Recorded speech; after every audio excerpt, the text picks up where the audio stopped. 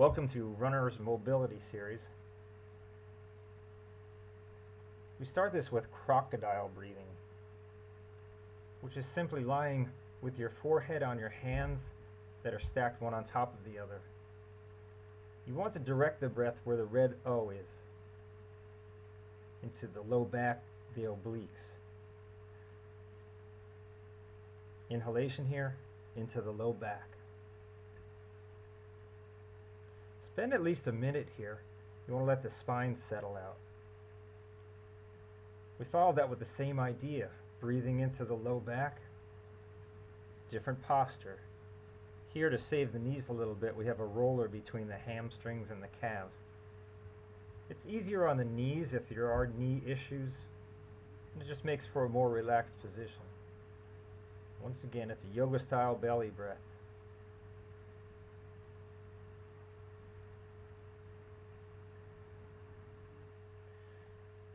And the breathing frees up the rib cage so that we can be more effective in T-spine mobility. Another thing we do here is use a styrofoam at the lumbar spine so that we have minimal movement in the lower spine, maximal movement in the T-spine, and minimal movement in the neck. Here you can use the hands for support. You don't want to pull on the back of the head. So you want minimal movement from the neck. We carry this over into the McGill Kurla, where you'll see, and you don't necessarily have to use a Dixie cup, you can use a tennis ball. But what we've done here is illustrate that you want the neck to be neutral here. It's very easy to trick yourself into thinking that you're moving when in fact you're just moving your head. The neck is neutral. The movement comes from the solar plexus, right where the ribs join up together. Focus on a spot straight up on the ceiling. Generally 5 reps per side are good. And these are quick reps that you see here. You actually want to hold the top for 3 to 5 seconds. Now we add a little bit of twisting to it. In the carry twist, you'll see that in this position the right knee is above. That gives the legs direction. Right knee above, legs go to the right, vice versa. You'll see the left knee in the next section.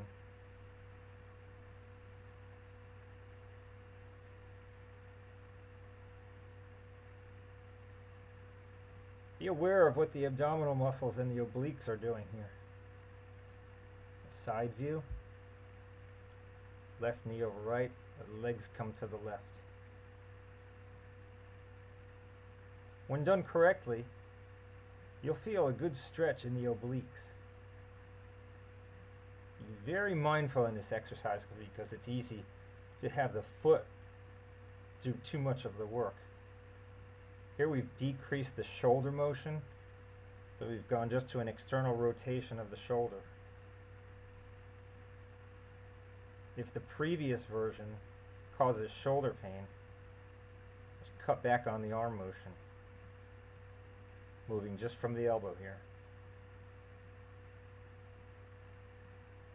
Finally, active straight leg raise. Once again, we want to be aware of what the lumbar spine is doing.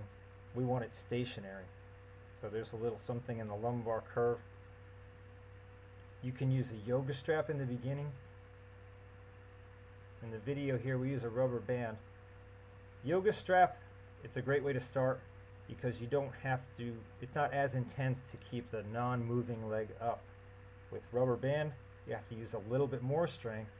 Eventually, as you gain strength in this exercise, you'll be able to keep the leg up without any support whatsoever. And this is, at the heart of it, a core exercise.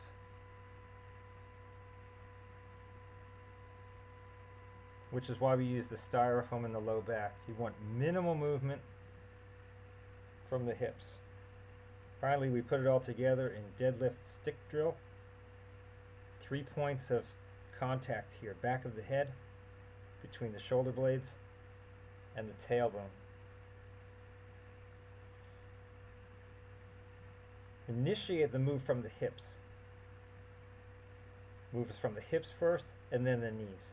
If at any point you lose contact with the stick, cut back on your range of motion.